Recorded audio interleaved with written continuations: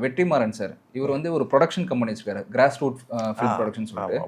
இப்போ ரீசெண்டா bad girl interview press மீட்ல பார்த்துருப்பீங்க.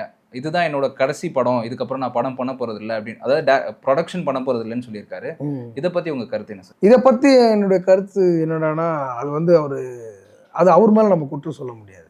இந்த சமூகத்தினுடைய குற்றமா பார்க்குறேன். இந்த சமூகம் அவர் மீது ஏவப்படுகிற ஒரு ஒரு குற்றமாகவும் ஒரு வன்முறையாகவும் தான் பார்க்குறேன். ஒரு படைப்பாளன் மீது ஒரு சமூகம் ஏவி விட்டு இருக்கிற ஒரு வன்முறை தாக்குதலாக தான் அவர் கம்பெனி மூடுறதை நான் பார்க்குறேன்.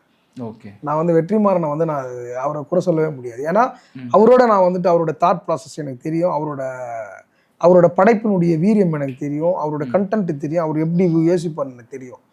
அதனால அவர் மீது இது எந்த விதமான இதில் நான் எதையுமே நம்ம அவரை சொல்லவே முடியாது. ஏன்னா இந்த சமூகம் என்னவா இருக்கிறதுன்றது இப்போ அவர் மூலியமா வந்திருக்கு வாயில.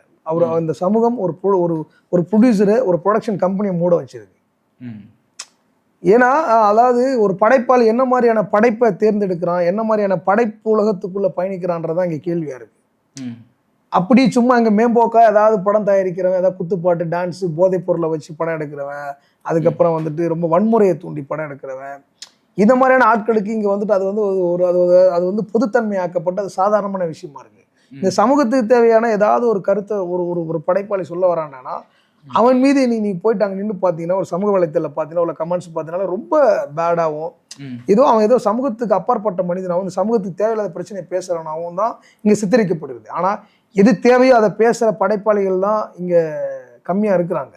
எது தேவையில்லையோ அதை போர்ட்ரேட் பண்ணுற படைப்பாளிகள் இங்கே தமிழ் சினிமாக்குள்ளே நிறைய, இங்கே தமிழ் சினிமா அப்படி தான் இருக்குது.